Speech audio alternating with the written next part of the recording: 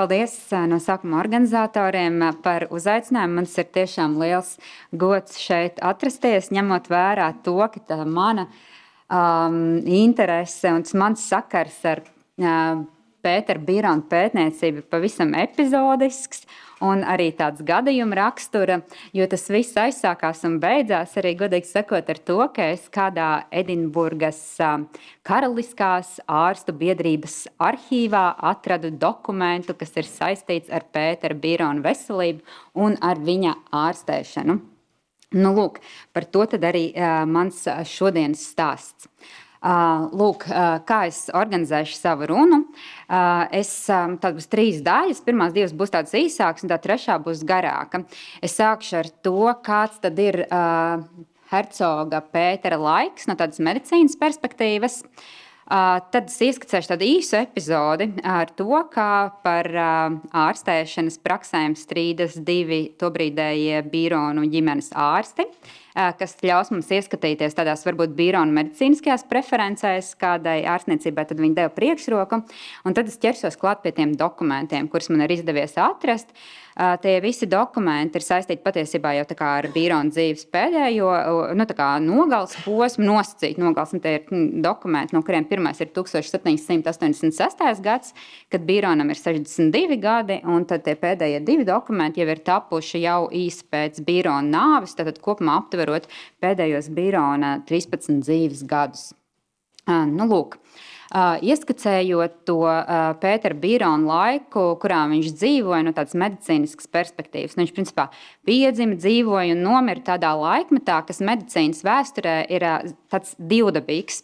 No vienas puses ir tāda dzīvības zinātnes attīstās. Tur ir atklājumi anatomijā, patoloģiskajā anatomijā, klīniskā praksē ārsti sāk ieviest lupas, termometrus, tiek izstrādātas pacientu apklauvēšanas metodas diagnostikai.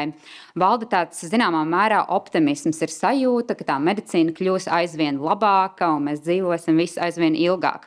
Un veselība ir arī tobrīd jau vērtība, un cilvēki ir gatavi par to maksāt, tie, kuriem ir nauda. Tā ir tā viena puse. Savukārt visi šie atklājumi dzīvības zinātnēs, viņi tādam reālajam, tam esošajam pacientam, tam cilvēkam patiesībā realitātē dot diezgan maz.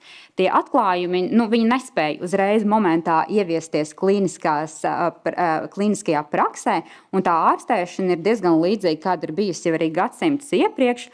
Un tā ir ārstēšana, kas tiek 18. gadsimtā, arī 19. gadsimta sākumā dēvēta par heroisku, jeb tādu varonīgu ārstēšanu, kad pacienti un arī ārsti sagaida tūlītēju iedarbību no medikamentiem. Tiek uzskatīts, ka tas ir efektīvs. Kaut ko iedod, kaut kas notiek, tātad medikamenti strādā.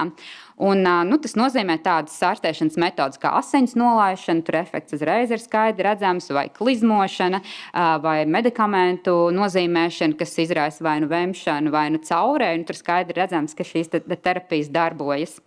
Vai nu arī kaut kādu tiešām toksisku medikamentu nozīmēšanu, kur šo medikamentu izraisītie blakus efekti gandrīz vai tiek uzskatīti arī par to ārstējošo efektu. Lūk, un arī ārsti paši par sevi, ja mēs runājam par mācītiem ārstiem visā Eiropā 18. gadsimtā, viņi nav daudz, viņi ir galvenokārt koncentrējas lielajās pilsētās. Par Latvijas teritoriju runājot, cik es mums tāds medicīnas vēsturnieks Brensons Izadors, kur sarakstījis tādu biogrāfisko leksikonu, arī aprakstījis tādas notikumus.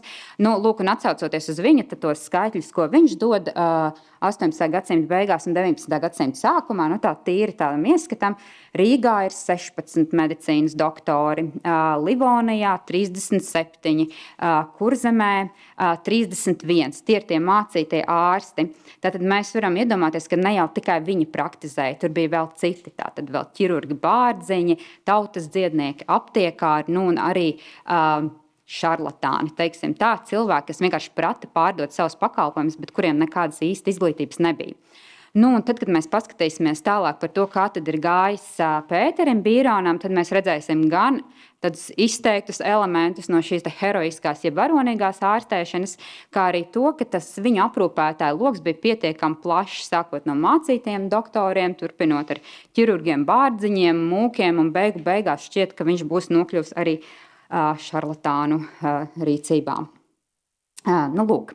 Tad manas solītā īsā epizode ar Bīrona ārstu strīdu arī to apraksta Izidors Brensons savā biogrāfiskā leksikonā, kur sauc Kurzemes ārste. Nu, un tad viņš apraksta kādu gadījumu 1768.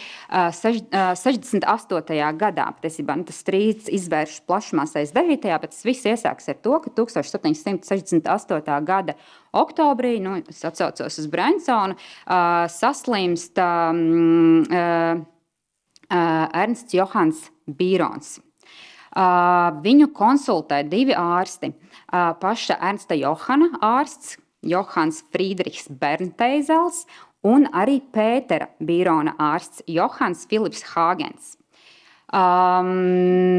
Hāgens ir patiesībā ķirurgs bārdzīns. Viņš ir izglītots, viņš ir ar ilgu profesionālu pieredzi, un viņš, skatoties uz šo Ernsta Johana saslimšanu, saka, tie ir gremošanas traucējumi, kas radušies nepareizi dzīvesveida rezultātā. Nezinu, jūs droši vien labāk pazīstat varbūt Ernstu Johanu kā personību. Nu, varam iztēloties, ko hercogs par šādu padomu nodomā. Viņš piesaista vēl citus ārstus tomēr. Ir pierakstīts, ka ir bijuši vairāk ārsti no Mītavas, ja, kas viņi ir konsultējuši, ir braukuši arī ārsti no Rīgas, bet nu, to galējo slēdzienu ir devis tas Bernteizels. Nav norādīts, kādu tad Bernteizels ir diagnozi uzstādījis, bet viņš ir nozīmējis asins nolaišanu, klizmošanu un merkuriālu kūri līdz salivācijai. Tātad merkuriāla kūra ir dzīvsudraba terapija un salivācija, tātad ir siekalošanās, jau toksisks, tātad terapijas izraisīts efekts, kas tiek uzskatīts par šo te ārstējošo efektu. Diagnoze nav tur tā kā norādīta, bet nu, mēs zinām, ka dzīvsudraba terapiju droši vien ārsti izmantojas biežāk tad, kad bija aizdomas par sifilisu. Nezinu, nesaku, ka tā bija, bet tāda terapija tika nozīmēta. Filips Hāgens, savukārt Pētera Bīrona ārsts, ir šokā, protams, par šo te terapiju. Viņš uzskata to par pilnīgi aplamu, nepareizu, kaitīgu. Viņš ir tik ļoti par to saniknojies, ka viņš uzraksta arī vēstuli Kēnigsbergas medicīnas fakultātei, kurā apraksta to tas šausmas, kas notiek ar ārstēšanu, no kā viņš arī no Kēnigsbergas medicīnas fakultātes saņem atpakaļ vēstuli ar apstiprinājumu, jā, ka tā terapija tiešām ir briesmīga. Un tad Hāgens tad dodas pie Pētera un it kā viņu no sākuma rakstiski un vēlāk arī personiski informē par šo te saraksti, kas izsauc Pētera dusmas. Un tas, kas cieši ir nevis Bernteizels, bet patiesībā Hāgens. Un viņa tie ceļi ar Hāgenu šķiras. Hāgens atstāja to savu darbu Galmā un dodas tālāk atpakaļ uz Berlīni.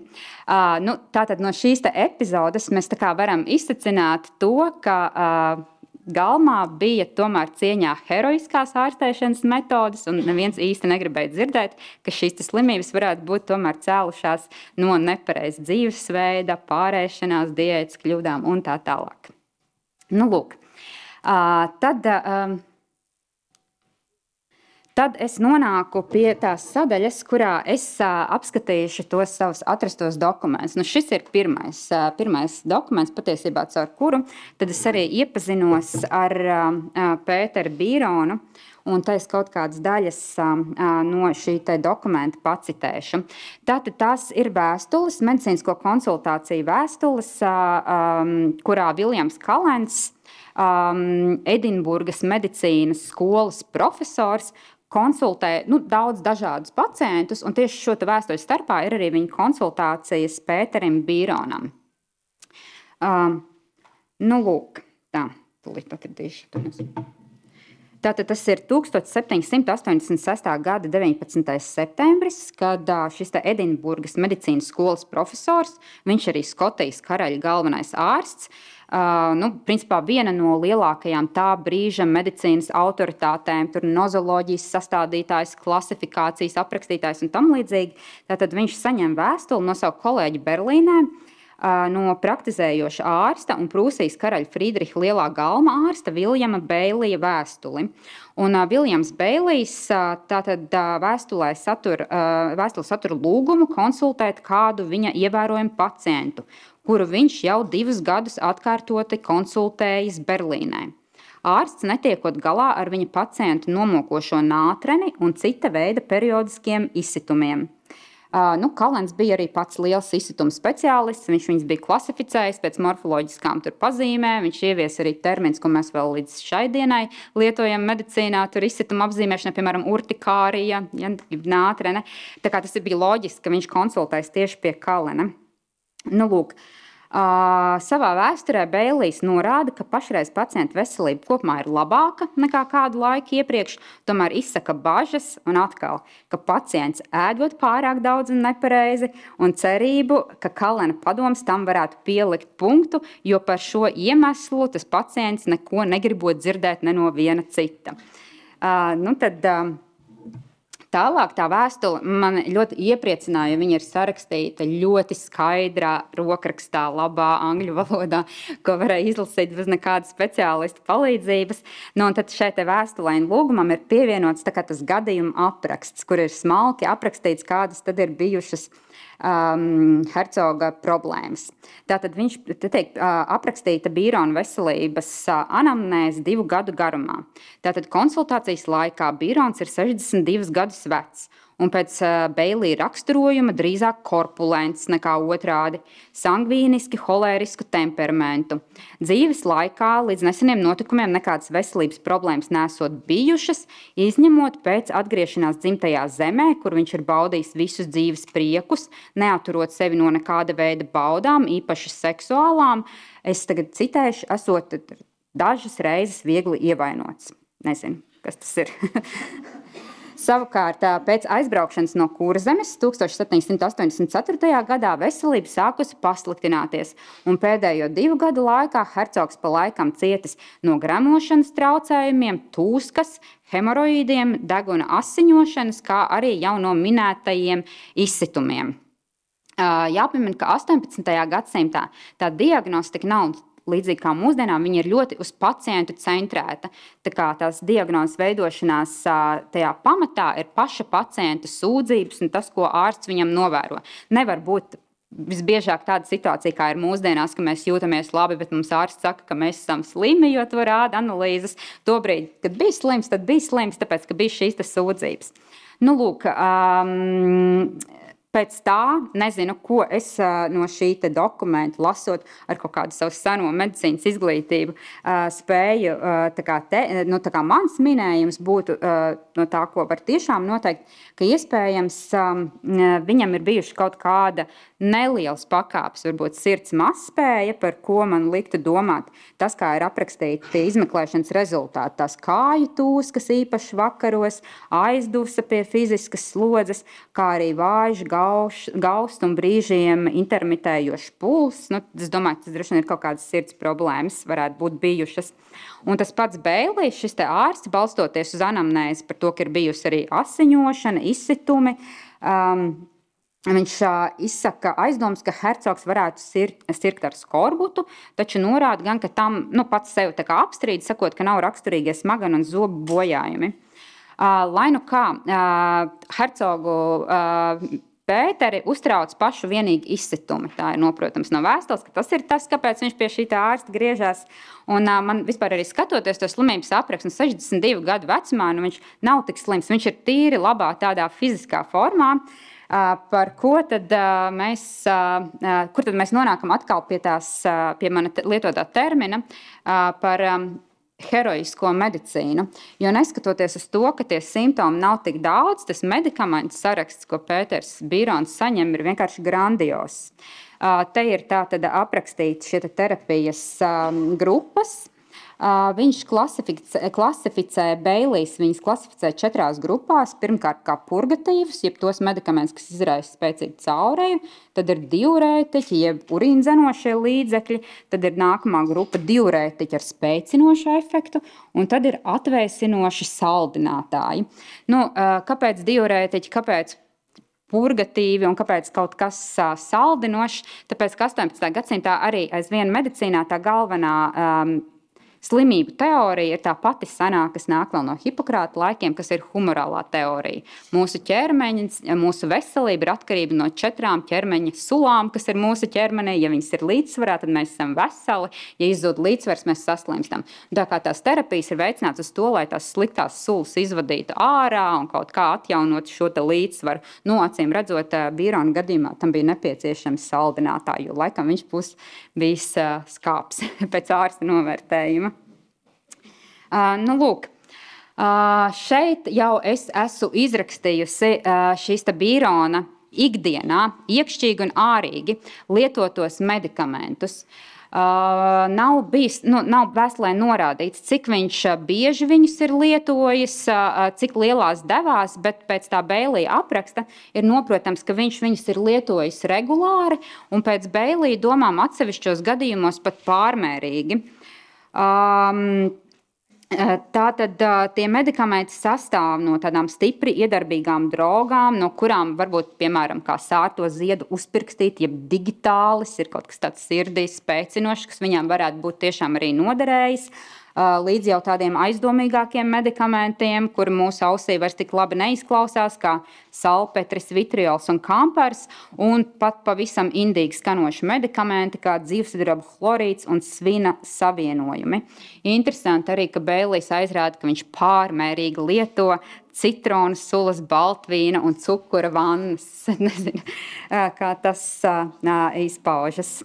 Nu, lūk, lai cik briesmīgi varbūt šis saraksts arī izskatītos, es pārbaudīju, man tādā tuvākā pieejamā matērija medika, jeb farmakopējā britu 1831. gadā bija atrodami pilnīgi visi tie medikamenti, kuri bija pieminēti šajā vēstulē. Tā kā tas nebija nekas ārkārtais, tas bija tā laika medicīnas zelta standarts, kur tad varēja saņemt arī cilvēks, kas varēja atļauties par to maksāt. Nu, lūk, un man ir jāsaka laikam, kā dažreiz medicīnas vēsturnieki joko par spīti ārstēšanai. Par spīti ārstēšanai Bīrons tiešām vēl nodzīvo 13 pietiekami rosīgus garus gadus, kas noved tad mani arī līdz nākamajam dokumentam, un tas jau ir tapis pēc Pētera Bīrona nāves. To ir sarakstījis, tā ir vēstule, ko ir rakstījis Neištates žēlsirdīgo brāļu priors Adaugts Pauls, un viņš ir rakstījis šo vēstuli Dorotejai ar lūgumu kompensēt viņa izdevumus, kas ir radušies viņam ārstējot Pēteri Bīronu iepriekšējā gada nogalē, kad viņš ir slimojis. Un tad viņa vēstule izskatās apmēram šādi. Šī bija daudz sarežģītāka salīdzinoši lasīšanai ar to Beilija vēstuli. Tur man bija palīgos senās vācu valodas pazinējs, kas man palīdzēja šo vēstuli iztulkot. Un tad šajā vēstulē mēs uzzinām, ko šis mūks, kas arī ir, šis mūka ordens, tas ir patiesībā hospitāliešu ordens. Viņiem pieder maza slimnīciņa ar 16 vietām, viņiem ir klosterdārs, kurā viņi audzē drogas, tur ir aptieka, un respektīvi šis Adaugts Pauls ir arī tas viens no tiem, kas nodarbojas ar šo ārstniecību. Un ko tad mums ir stāstījis Adaugts Pauls par tiem Pētera Bīrona pēdējiem mēnešiem? Tas jau ir zināms arī jums, ka savs dzīves pēdējo posmu Bīrons pavadīja Nāhodā. Tad Adaugts Pauls, es atsaucos uz viņa vēstuli, viņš raksta tā, ka 1799. gada 1. augustā hercogs ir pēkšņi saslims un sūtījis savu kambarkungu pakaļ viņam, Adaugtam Paulam, rītausmas 3. stundā. Man tā Google karte saka, ka tas attālums ir apmēram 10 kilometri, no kurienes tad tas Adaugts Pauls ir atvests uz Nāhodas pili. Adaugts Pauls Pēteri ir ārstējis kopā ar viņa galma ķirurgu Jonbertu, un pēc 12 stundām viņš raksta, ka ir izdevies sāpes mazināt. Nav zināms, kāpēc viņam bija sāpes, nav zināms, kādā veidā viņš šīs sāpes mazināja, bet izrādās laikam, ka šī mūka pakalpojumi ir hercogam tik ļoti iepatikušies, ka viņš ir turpinājis likt šo mūku katru dienu vest pie viņa uz mājām nākamās 3 nedēļas, kur tad viņš augas dienas ir pavadījis pie viņa gultas, viņu ārstējot, līdz hercogs ir pavisam atlabis. Nu, lūk, tas, ka viņš ir juties tiešām labi, liecina arī tas, ka augusta beigās Pēters ir sarīkojis un pats piedalījies milzīgās viesībās un nabaga dzīrēs Nāhodas pilī par godu viņa atvesļošanās gadījumam. Tālāk Mūks ziņo, ka drīz pēc tam hercogs atkal ir saslimis. Mūks viņu atkal 3 nedēļu garumā, pēc dzīrēm atkal 3 nedēļu garumā ārstējis. Līdz decembrī pie viņa ieradies kāds, Mūks viņu sauc par ārstu von Muciusu, bet citur viņš ir dēvēts par hercoga draugu von Muciusu, kas ir tuvējās Gellenavas pils, kur arī beigās tad Bīrons nomirst, saimnieks. Un tagad es citēšu atkal Mūku, kā viņš izsakās par šo te Muciusu, kurš ar savu izveicību panāca, ka augstība viņam pilnā mērā pakļāvās, atstāja rezidenci, iegādājās dzīves vietu Gellenavā uz slimības laiku. Un tad vairāk Adams Pauls hercoga ārstēšanā nav piedalījies. Un tad jau ir šis pēdējais dokuments, ar kuru es pieņemu, ka varbūt kāda daļa no jums ir arī pazīstama. Viņš atrodas Čehijas arhīvā, bet es ar viņu iepazinos kā publicētu jau Entnera rakstā izdevumā Senatnu māksla 1937. gadā. Es te viņu izgriezu ārā no visu tā raksta saliku kopā, lai būtu redzams tas apjoms. Un tas principā ir ārstu koncīlija atzinums par to, kas ir noticis pēdējās hercoga Bīrona dzīves dienās un kāds ir bijis viņa nāves cēlonis. Tātad pie viņa gultas 1800. gada 10. janvārī Gellenavas pilī ierodas 2 pieaicināti ārsti no Prāgas – Orēlijs un Feningers. Un viņa apraksta to stāvokli, kādā viņa hercogi ir atraduši. Ka viņš ir pie samaņas, viņa apziņa ir skaidra, moribunds, jeb tāds mirstošs cilvēka pulss, ir bijis izteikts muskuļu vājums, palielināta limfmezgli, siekalošanās, rīklas iekaisums, apgrūtināta rīšana, runas zudums, čūlas, uztūkušas un asiņojušas smadzenes, kustīgi zobi un specifiska smaka. Mūsdienu ārsti droši vien nedaudz lauzītu galvu, bet tiem ārstiem no 18. gadsimta ir pilnīgi skaidrs, kas ir noticis. Viņi momentā redz, ka šeit ir nozīmēta lielās devās un nepareiza, varbūt arī lieka dzīvesdraba terapija. Viņi ievāc tad anamnēzi no klātesošajiem tiem cilvēkiem. Nav zināms, nav rakstīts, vai tur piedalās tas Mucijus. Ir pieminēts Kneislers, kāds tuvējo Kudovas avotu ārsts, kurš arī sniedz kaut kādu informāciju par to, ko viņš zina par šo te slimības gadījumu. Un tad ir tie ārsti atklāja, viņi apraksta, ka viņš pēdējos 4 mēnešus ir lietojis lielas devas zāļu mikstūras, starp tām purgatīvus, laksatīvus un arī filozofisko zelta sāli, kas ir tāds lielās devās alķīmisks līdzeklis. Es domāju, es saprotu no tā, ka tie ir tie, ko viņam ir tad nozīmējis tas adaugts Pauls, ko viņš tas ir no šī mūka saņēmis. Bet šie te ārsti koncīlijas raksta, ka tas viss nebūtu nodarījis spēcīgajam hercoga organismam nekādu ļaunumu, ja vien 19. decembrī pie viņa nebūtu ieradušies šarlatāni, bet viņi arī nav nosaukt nekā vārdā, kas ir uzsākuši dzīvesdrabu kūri.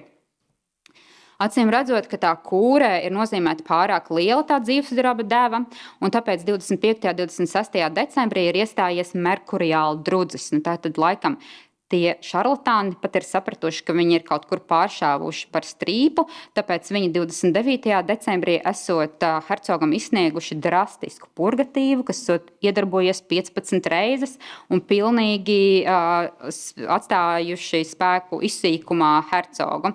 Atkal ir turpinājies merkuriāla drudzis, tad 2. janvārī ir sākusies siekalošanās, tad jau hercogs ir pārstājis uzņemt barību, ir pievienojušās pārējās salivācijas pazīmes, kuras mēs visi tajā iepriekšējā slaidā redzējām, gan tur sāpes krūtīs, gan līmfmezgli, gan čūlas, gan kustīgie zobi. Tad ir iestājies pilnīgas runas zudums, un ir ieradušies konsultanti, un, diemžēl, viņi neko vairs nav varējuši darīt, kā vien atsūkt hercogam viskozās siekalas, lai viņš ar tām neaizrijas, bet neko citu vairs nav varējuši iesākt. Un tas 13. janvāra viņam ir iestājies exitus letālis. Un tad tas noslēgums šim dokumentam ir tāds, ka viņi apakšā parakstījušies, ir gatavi jebkuras tiesas priekšā ar drošiem pamatojumiem pierādīt, ka tikusi pielietota dzīvesturaba kūra, ka šī kūra ir pielietota bez jebkādas vajadzības un bez jebkādām indikācijām, jo viņam nav bijusi šī venēriskā slimība, ka šī kūra izpildīta pretēji jebkādiem medicīniskiem principiem un ka vienīgi tā ir bijusi par iemeslu hercoga nāvei, nevis kāda slimība, sekojoši, ka hercogs nomira nevis no slimības, bet no kūras sekām. Noslēgumā citāts, jo man nepārāk droši vien patīk vienkārši negodīgi skatīties atpakaļ un kritizēt pagātnes varbūt ārstus, tāpēc es ļaušu izteikties kādu viņam gandrīz laika biedram. Tāds mīļš teiciens no amerikāņu ārsta un dzejnieka Olivera Vendela Holmsa. Jūs redzat. Ar to tad arī es noslēgšu savu referātu un paldies par uzmanību. Jā. Sirsnīgs paldies. Sirsnīgs paldies par aizraujošo stāstījumu. Un, jā, tiešām gribētos vēlēties, kaut kā hercogs Pēters tajā brīdī nebūtu ticis ārstēts, bet, kā ir, tā ir. Dažas minūtes jautājumiem. Vai Viljams viņš bija vai tomēr Gijoms? Jo tajā kravīrā parādās Gijoms Bēlijs, nevis Viljams. Tajā vēstulē, jā, jums ir taisnība, jā, es pamanīju to atšķirību. Tajā vēstulē viņš parakstās kā Viljams. Viņš raksta angļu valodā, un tur viņš parakstās kā Viljams Bēlijs, un kā William Bēliju es viņu arī atrodu citur, kaut kādā literatūrā. Bet gravīrā es nemācēšu komentēt, jā, tur ir Gijoms, jā.